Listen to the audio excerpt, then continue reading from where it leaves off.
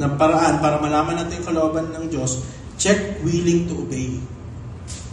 Check mo yung sarili mo kung gusto mo talagang sumunod sa kalooban ng Diyos. Kasi kung minsan, alam naman na natin yung kalooban ng Diyos, pero ayaw lang natin sumunod.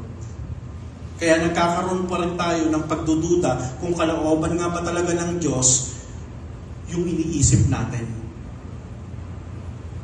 Check mo yung motivation mo.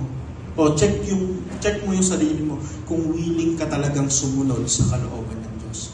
Baka hinahanap mo lang yung kalooban ng Diyos, pero hindi mo naman gustong sundin. Useless lang din. Kasi magkakaroon ka pa rin ng pagdududa sa iyong gagawin.